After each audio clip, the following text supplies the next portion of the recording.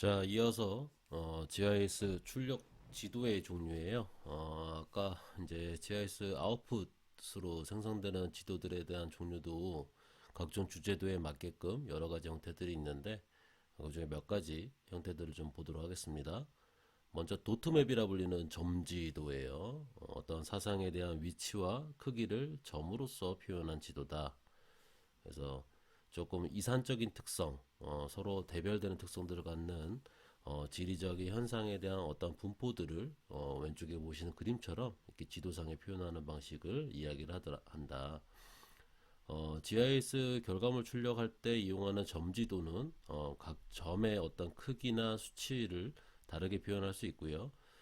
이러한 내용 자체를 계량화되어서 정립되어 있지 않으므로 결과물의 내용을 최대한 전달할 수 있는 방식을 나름대로 선택을 해야 되는데 예를 들어서 지금 보이는 오른쪽에 보이는 거는 비행기 충돌 사고들을 1970년대부터 2009년까지 누적되어 있는 데이터인데 어떤 해당되는 지점에 충돌 횟수에 따라서 200번 이상은 이렇게 붉게 표현하는 방식, 그리고 10번에서 50번 사이는 이렇게 연하게 하늘색으로 표시하는 방식, 요런들의 형태들로서 이렇게 범례를 부여를 해주고 그것들을 이 점지도로서 표현을 할 때 색상을 좀 달리해서 이렇게 정보들을 전달할 수 있게끔 새로운 방식들을 스스로 채택하는 형태들을 결정을 해야 된다라는 내용입니다.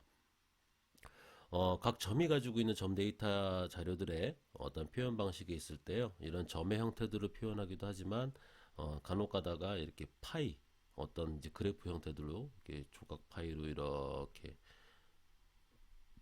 이 마크시 나눠져 있다. 또는 막대 차트, 또 막대 바, 또 차트 형태 이런 것들로 표현할 수 있다라는 게 점지도의 표현 방식입니다. 출력 지도의 두 번째 형태들은 플로우 맵이라 불리는 유선도라는 형식이에요. 그래서 어떤 지표면에 산재하고 있는 다양한 현상들을 이동하는 이동과 그 경로와 연결하는 것을 선형의 형태들로 표현하는 지도들을 유선도라고 하고요. 일반적으로 특정 현상의 선으로 기호화시키는데 선의 폭, 이제 선의 두께죠. 쉽게 얘기해서 선의 두께로서 수치를 나타내기도 하고요. 또는 선의 색상을 통해 가지고 어떤 크기들을 서로 대별될 수 있게끔 해주기도 합니다. 또 화살표의 방향을 가지고서 흐름의 방향을 나타낼 때 적용하기도 합니다. 어떻게 보면 또 수학에서 사용하는 벡터에 대한 개념 있죠. 벡터의 개념, 어떤 크기와 방향을 나타낼 때 이렇게 화살표로서 표현하는 방식이 있잖아요. 이런 벡터의 개념과 유사하게 어떤 흐름의 방향을 알려주기도 하는 유선도는요. 특정 현상에 대한 기원지, 그러니까 뭐 시작되는 지점인 거죠. 시작점과 목적지의 위치를 알 수 있기도 하고요. 또 화살표 크기나 굵기 등을 이용해서 어떤 사상이나 현상에 대한 크기나 양을 알 수 있게끔 해주거나 또 시기적인 차이, 뭐 빠르게 지금 현재 가깝다 그러면 빨간색으로 표현하고 점점 색상을 달리해서 오래된 시기 같은 경우는 다른 색으로 표현할 수 있게끔도 표현할 수 있어요. 그래서 교통이나 어떤 통신, 금융정보 같은 거 또는 인구 이런 것들에 대한 사상들과 현상들의 흐름을 나타낼 수 있다. 그래서 왼쪽 하단에 보시면 이 특정 지점으로부터 대상이 되는 대상 지역 간의 무역량이 얼마나 되는지 무역량의 크기별로 인덱싱을 해가지고 색상을 좀 달리해서 우리가 많은 거래를 하는 지역들은 좀 붉게 좀 표현을 하고요. 거래를 하지만 양이 적게 하는 것들은 약간 옅은 파란색으로서 표현하기도 했습니다. 또 오른쪽에 보이는 거는 코로나, 지금 우리 심각하게 겪고 있죠. 코로나 바이러스가 어떻게 현황이 이루어지고 있는지, 코로나 확진자의 이동 경로 등을 시기별로 해서 어떻게 이동이 됐는지, 전파가 이루어지는지들을 이 유선도를 이용을 해서 표현한 방식이라고 보시면 될 것 같습니다. 다음은 뭐 등고선 또는 등치선도라고도 하고요. 같은 값을 가지고 있는 지역들을 연결을 시킬 때 사용하는 방식이다. 지표면상에 연속적으로 분포하는 어떤 사상과 현상에 대한 동일한 크기를 서로 연결을 시켜서요. 특정 현상의 연속적인 공간 분포들을 선형의 형태들로 표현하고자 나타내고자 할 때 사용하는 게 등치선도. 같은 값의 선을 연결했다고 생각하시면 되죠. 이러한 등치선도의 대표적인 예는 여러분들 높낮이가 같은 곳을 연결한 등고선으로 표현하는 방식이 있다. 그래서 등치선도를 작성을 할 때는 보관법 해서 보관법이란 인터폴레이션이라는 방법인데 내가 어떤 특정 데이터가 이렇게 그 값이 축별로 이렇게 x축, y축별로 이런 값들이 존재하고 있을 때 중간에 이제 이쯤에 대한 값들이 비어 있는 경우가 있잖아요. 그런 값들을 전후의 값들을 이용해서 여기 값이 얼마가 되는지를 뭐 선형화하든지 비선형화하든지 2차 포물선을 구하든지 등등의 다양한 보관 방법을 통해서 그 값들을 알아낼 수 있게끔 해주는 게 보관 방법이에요. 그래서 이 보관 방법을 통해서 등치 선도를 배치시킬 수 있게끔 구성도 가능하다. 보관 방법은 여러 종류가 있습니다. 그거에 따라서도 정말 다른 값들이 나올 수 있기 때문에 GIS 분석에서도 여러 보관법을 조심해야 되고요. 특히 이런 지형 데이터를 이용하는 공간 정보 쪽 분야 쪽에서는요, 크리깅이라는 방법을 좀 많이 쓰기도 해요. 자, 등지 선도를 이용해서 온도, 강수량, 그다음에 대기 오염이나 인구의 밀도, 그다음 땅값에 관련된 지가 이런 등의 현상들을 나타낼 수 있고요. 왼쪽에 보시면 우리나라 이제 강우량 지도 1981년부터 2010년까지에 대한 결과들을 등치 선도로서 이렇게 표현하는 방식이고요. 오른쪽은 미국 오하이오주의 평균 대기 온도 들의 분포들을 1971년부터 2000년 사이에 자료들을 이용을 해서 분석한 결과들을 나타낼 때 이렇게 같은 값으로 이어진 곳들을 이렇게 표시를 하고 또 이 선으로만 표현한 게 아니라 값이 좀 높은 값들과 낮은 값들에 대한 대별을 위해서 이렇게 그라데이션을 좀 줬죠. 색상을 좀 달리해 가지고 표현을 했죠. 그래서 한눈에 보기에도 이렇게 같은 등고선 값을 이루어지고 있는 곳을 채색을 통해서 이런 걸 우리 채색법이라 한다고 그랬습니다. 채색법을 통해 갖고 같은 값을 이루어진 지역들을 색깔을 칠해서 이렇게 대별돼서 한눈에 볼 수 있게끔. 그래서 뒤에도 백데이터에 보시면 등치선도 값의 각 주에 이게 각각 행정구역에 대한 경계가 바운다리가 그려져 있죠. 그 바운다리별로 이렇게 어떻게 분포가 되고 있는지를 한눈에 볼 수 있게끔 표시하기도 되어 있습니다. 다음에는 단계 구분도라고 하는 값이 있어요. 단계 구분도. 그래서 어떤 지역들의 지리적인 현상들을요, 수치에 따라서 계층화시키고자 해서 면 형태로 표현하는 방식이다. 그래서 지리적인 현상들을 계급화할 수 있다. 뭐 크기들을 위아래 단계로 나눌 수 있다든지 그런 경우를 그 계급을 음영이나 색상을 달리 같은 색조로 해서 한다 그러면 적색 계열도 색상을 서로 다르게 하면서 지금 왼쪽 아래나 오른쪽 그림처럼 다르게 하거나 색상으로 분급한다. 계급을 나눈다는 거죠. 그래서 표현을 하고요.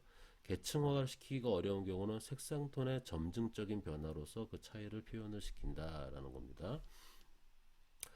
단계 구분도는 어떤 지역에 대한 현상을 표현할 때 사용하기 때문에요. 각 지역을 표현하고자 하는 행정구역이 구획되어 있는 기본도가 있어야 되겠어요.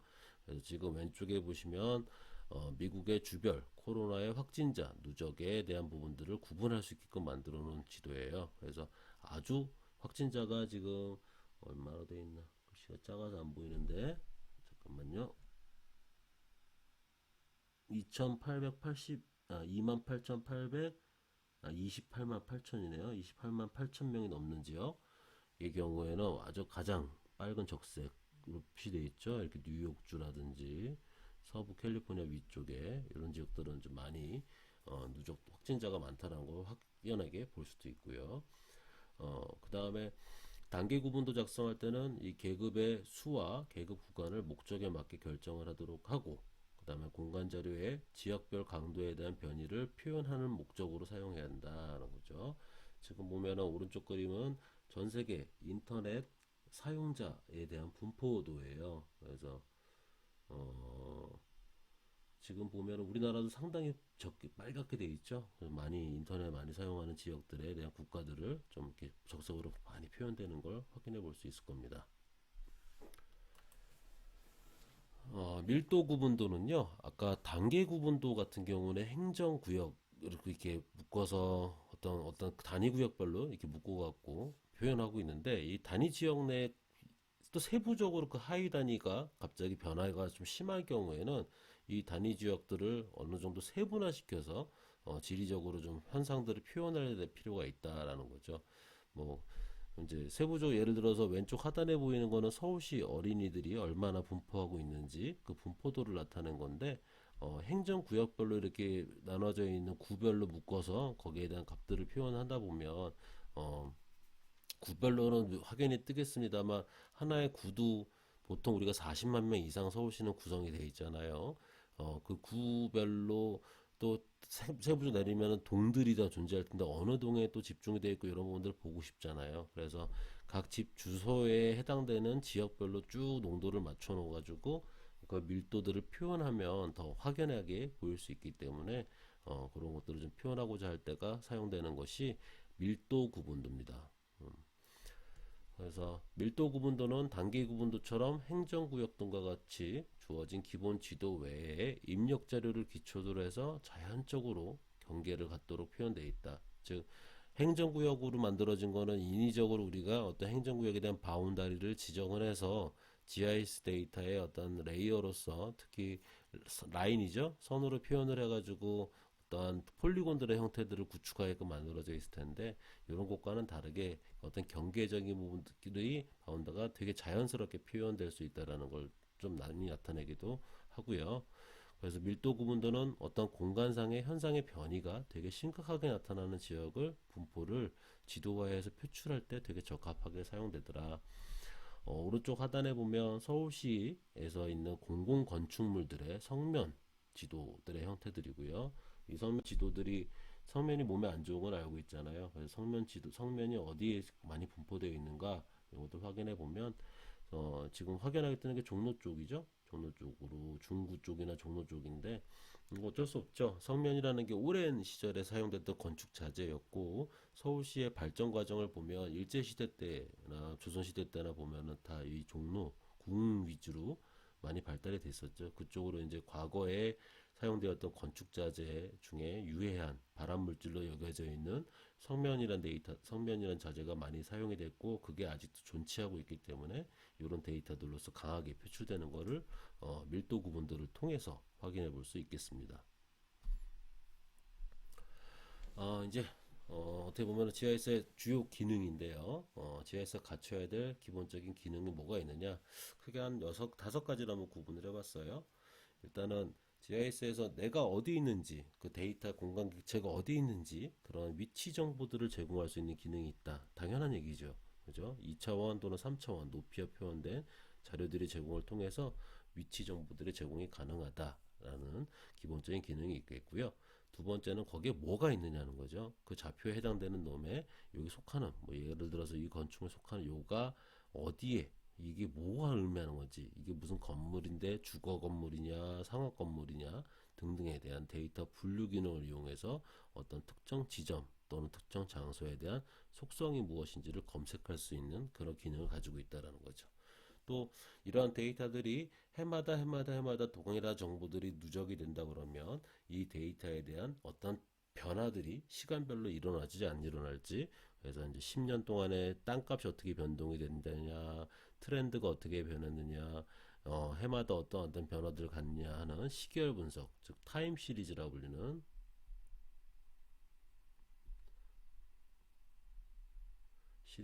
시계열 분석이라는 기능이 가능하다는 거죠. 또 GIS가 가지고 있는 막강한 기능 중에 하나죠. 공간적인 관계 분석이라는 거예요. 그래서 내가 위치하고 있는 지점에서부터 가장 가까운 병원은 어디냐 해서 어떤 패턴 분석 또는 관계 분석, 근림 분석, 경향 분석 이런 것들을 통해서 공간 분석 기능들이 가능하다는 게 GIS 어떻게 보면 가장 막강한 기능 중에 하나입니다. 또 내가 어떤 쿼리를 던지잖아요. 어떤 조건을 만족하는 최적의 장소가 어디인가를 찾을 수 있다라는 의사 결정의 역할들을 담당할 수 있는 공간 분석의 기능들이 또 있죠.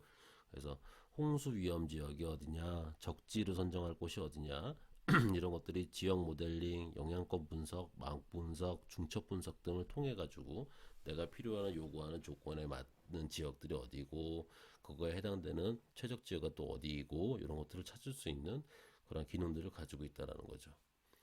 자, 요 기능과 관련돼서 세부적으로 한번 살펴보도록 하겠습니다.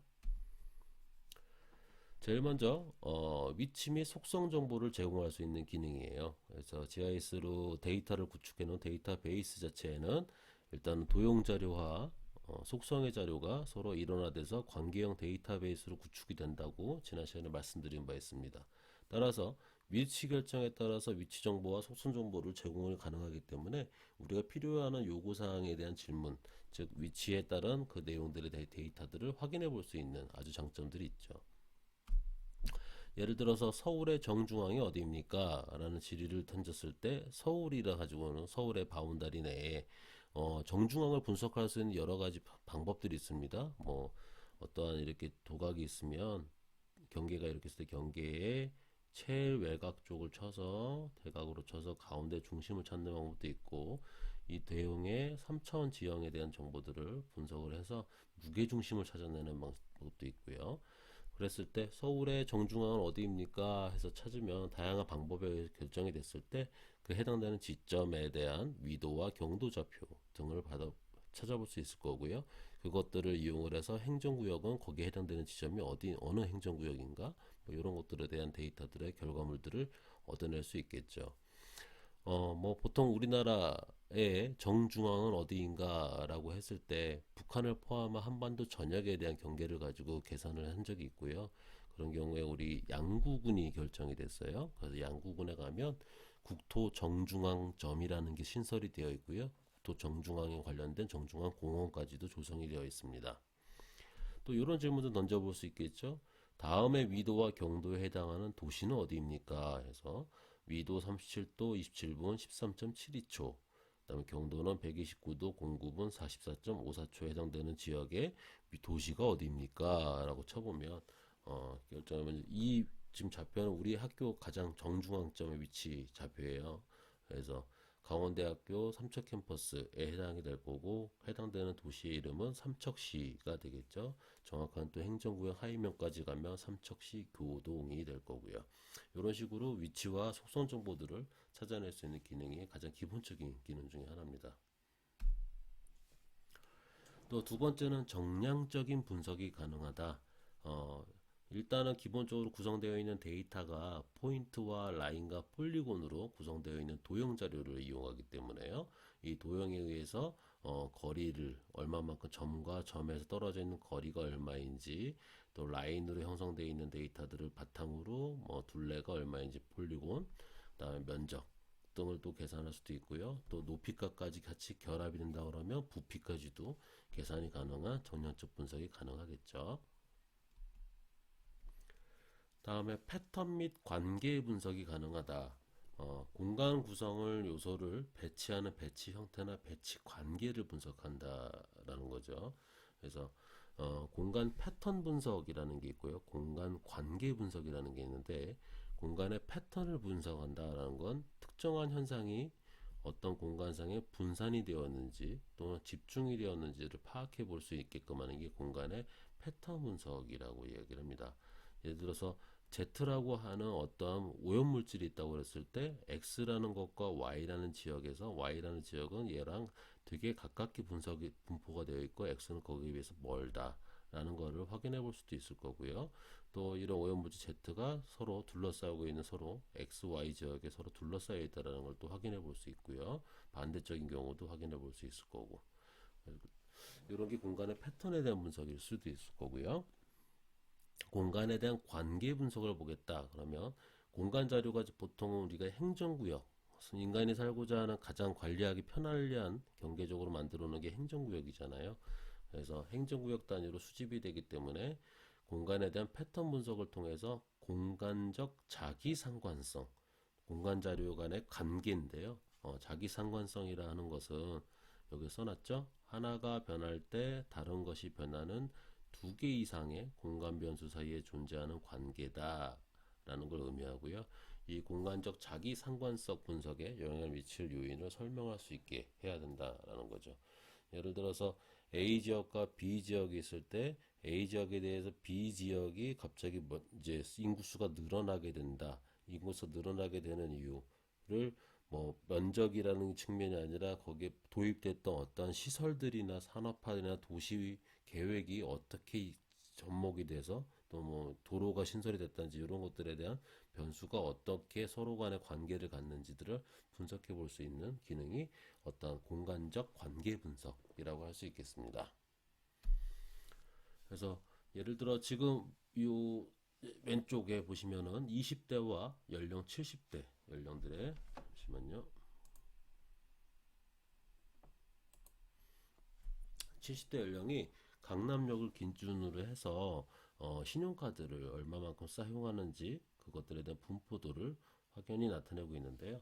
어, 아무래도 젊은 20대 같은 경우는 강남역 중심으로 아마 제 기억에는 이쪽에 20대들이 가기 좋아하는 뭐 같은 카페나 당구장부터 해서 맛집 등의 정보들이 많이 몰려 있을 겁니다.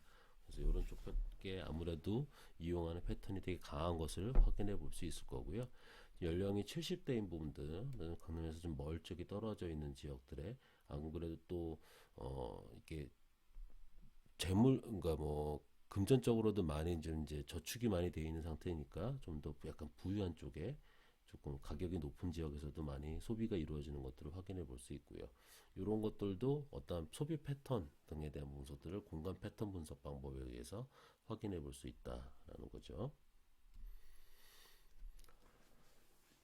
다음은 근림 분석이에요. 가까운 거리라는 거죠. 주어진 어떤 특정 지점을 둘러싸고 있는 주변 지역의 특성을 평가하는 것을 이야기하고요. 공간상에서 어떤 주어진 지점과 주변의 객체들이 얼마나 가까운 지역에 있는가를 파악할 때 쓴다. 뭐 예를 들어서 A 지점에서 B 지점까지의 거리는 얼마가 되느냐부터 소방서로부터 반경 1km 이내에 존재하는 주택의 수는 얼마가 되는가 이런 부분들 즉 영향권 분석 같은 것도 되겠죠. 그래서 인접하고 있다 그러면은 예를 들어 뭐 C라는 것이 소방서라고 합시다. 가령 소방서 C로부터 이 A라는 지역은 B보다는 훨씬 멀다라는 걸 알 수 있고 B는 인접하고 있다라는 걸 알고 수 있죠. 또 소방서로부터 A와 B 구역은 서로 인접하고 있는 것을 서로 지역의 인접 여부를 파악해 볼 수도 있고요. 또 이렇게 버퍼 분석이라고 해서 나중에 나오겠습니다만 소방서 C를 기준으로 반경 1km 내에 B 지역은 일부가 포함이 되고 있고 영향권 안에 들어있지만 A는 아니다 라는 이 거리에 관련된 분석들이 가능하죠. 근림 분석 기능을 수행하기 위해서는 먼저 목표 지점이 있어야 됩니다. 어느 한 지점을 목표점을 둬야 되고요. 그 목표 지점에 대한 근접 지역에 대한 명시가 반드시 수반되어야 되고요. 다음에 근접 지역 내에서 수행되어야 될 기능을 명시를 해야 된다라는 거죠. 그래서 앞서 설명드린 것처럼 근접 목표 지점의 설정이라 그러면 소방서 위치, 다음에 근접 지역에 대한 명시는 소방서로부터 반경 1km, 그죠? 그 다음에 해야 될 기능의 명시가 뭐냐, 1km 이내에 있는 주택의 개수가 뭐냐, 이런 식으로 조건을 던져야 근림 분석이 가능하게 되겠습니다. 지금 보이는 그림은요, 어떤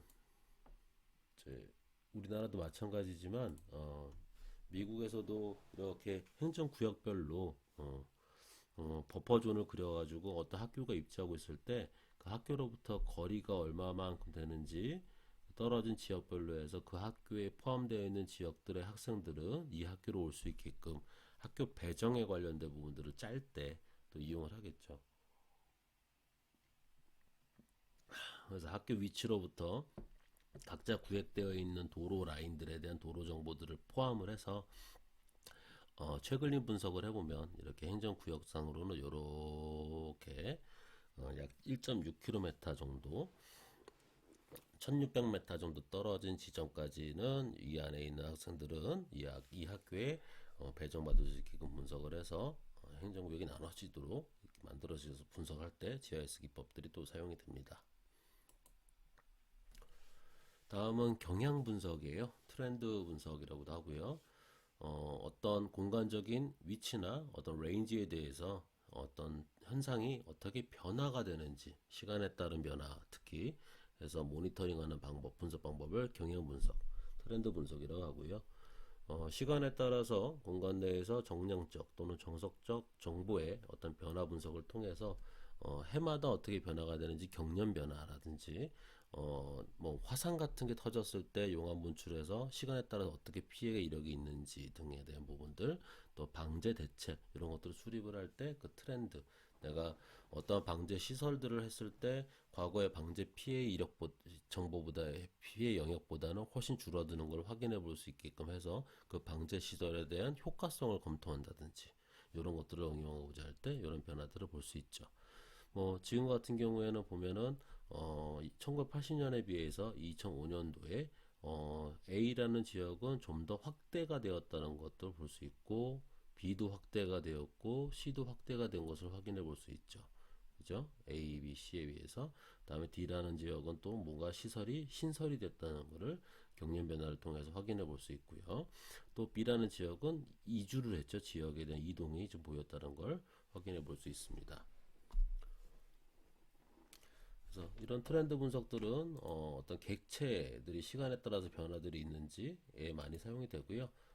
도심지에 대한 도시 변화 이런 것들을 탐지하거나 변화 탐지들을 특히 변화 탐지 쪽에 많이 쓰이죠. 변화 탐지 기능들을 발휘하고자 할 때 쓰이는 거고, 위 아래는 2009년에 비해서 2014년도에 새롭게 변화된 지역이 무엇인지 해서 변화가 없는 지역은 검은색으로 표현을 하고요. 변화가 있는 지역은 적색으로 표현하고, 아니다. 정의가 안 된 지역은 검은색, 그 다음에 변화가 없던 지역은 파란색 이렇게 표현을 한다.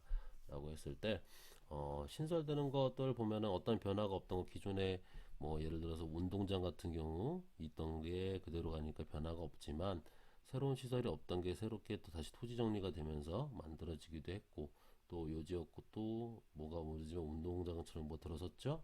그런 변화들이 보이는 거죠. 없던 건물들이 또 들어서면서 새로운 변화가 적색으로 표현된 이 지역들은 변화가 보이더라라는 겁니다.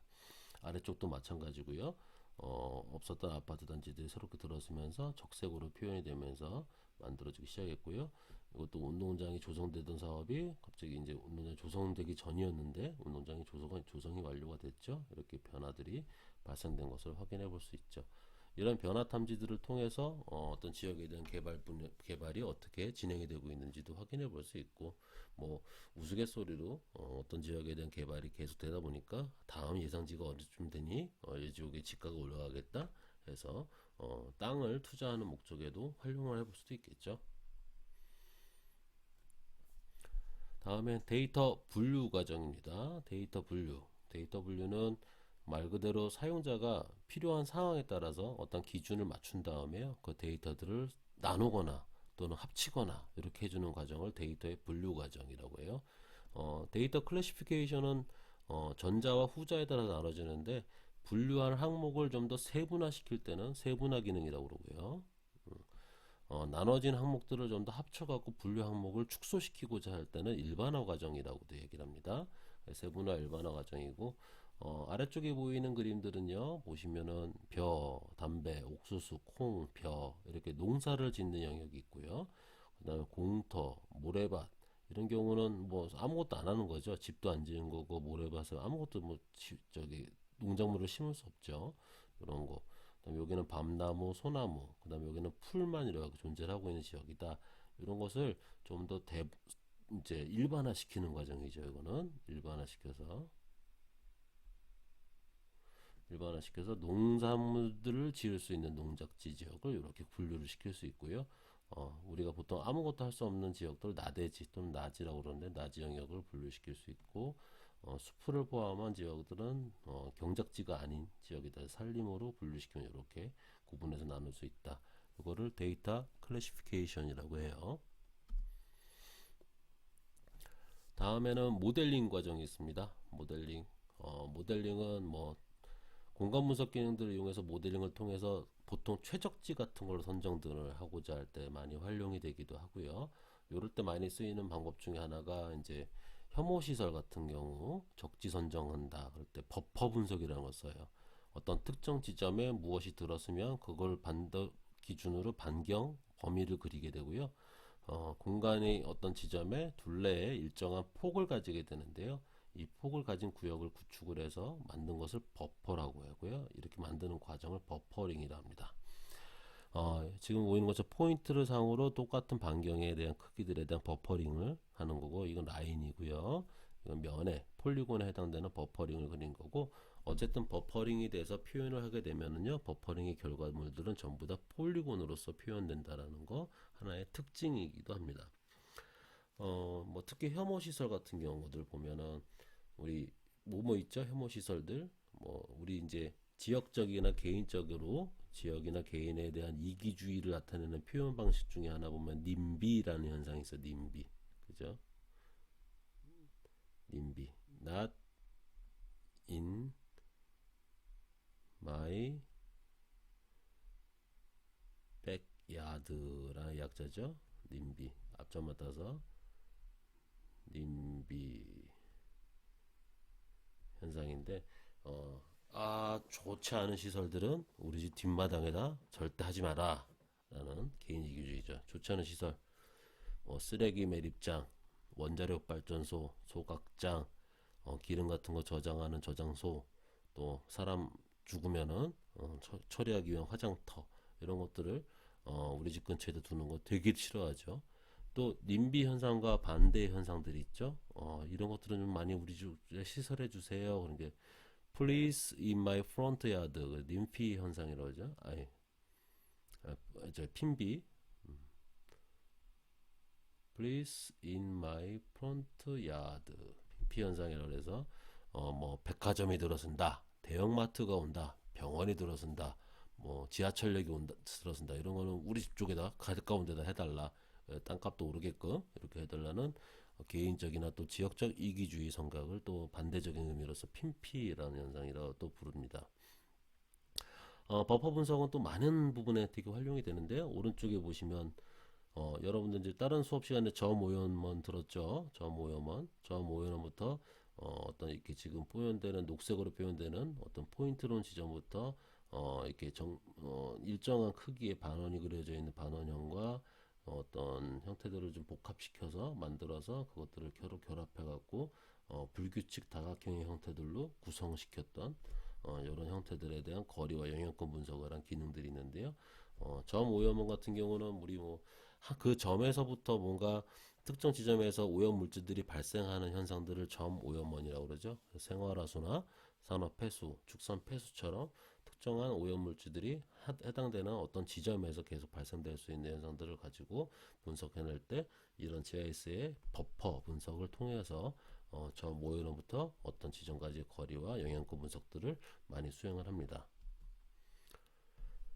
다음에는 지형 모델링 있어요. 3차원 형태들을 좀 많이 추구하고자 할 때 많이 이용하고 있고요. 비주얼라이제이션, 즉 시각화해주는 장비들과 더불어서 지형 자료를 공간 분석을 하고자 할 때 매우 유용하게 사용이 되고 있는데요. 일단 지형 자료들, 뭐 수치 표고 모델이라 불리는 DEM이라든지, 또 불규칙 상관망인, TIN 등을 이용해서 지형의 기복을 표현한 자료들을 바탕으로 해서 GIS 시스템에서 입지 선정 모델이나 가시권 분석이나 또는 이제 뭐 일조권 분석 이런 자료들로서 많이 활용이 됩니다. 그래서 새로운 길을 만들거나 새로운 도시, 새로운 아파트 단지들을 짓기 위해서 최적의 위치를 찾거나 특정한 동물이나 식물의 형태들이 어디에서 찾기 위한 최적의 장소가 어디인지 찾을 때 이런 지형 자료에 대한 분석 데이터들을 많이 활용을 하지요.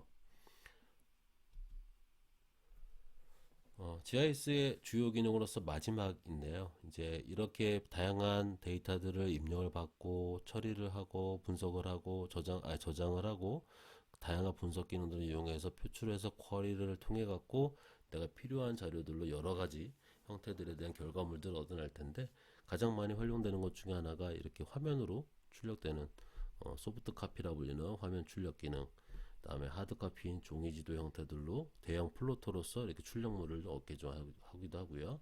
그래프나 또는 테이블에 의한 도표로서도 표현되기도 하고 또 보고서 형태들로 출력이 되기도 하고 뭐 USB나 각종 저장 장치의 매체로서도 그 결과물들을 출력을 해서 우리가 GIS의 최종 결과물들을 얻게 되겠지요. 자, 이상으로 오늘 까지 GIS의 어떠한 이제 데이터의 처리하는 방법들에 대한 내용들을 간략하게 좀 봤고요. 또 GIS가 가지고 있는 다양한 기능들에 대해서 확인을 좀 해봤습니다. 다음 주에는 이제 공간 분석에 대한 내용들이 뭐 세부적으로 무엇이 있는지를 좀 더 세밀하게 좀 훑어보고, 여러분들이 이제 기사 시험에 GIS 파트에서 나올 수 있는 문제들이 조금 더 다룰 수 있는 부분들을 좀 찾아가지고 학습해 보도록 하고요. 그 다음에 GIS 활용에 대한 관련된 사례도 기사 시험 관련된 측량 및 지형 공간 정보 기사 시험에 GIS 과목에 포함이 되어 있기 때문에 그 부분들도 조금 더 추후 보완해서 진행하도록 하겠습니다. 자, 장시간 동영상 강의 듣느라 수고들 많았습니다. 다음 주에 봅시다.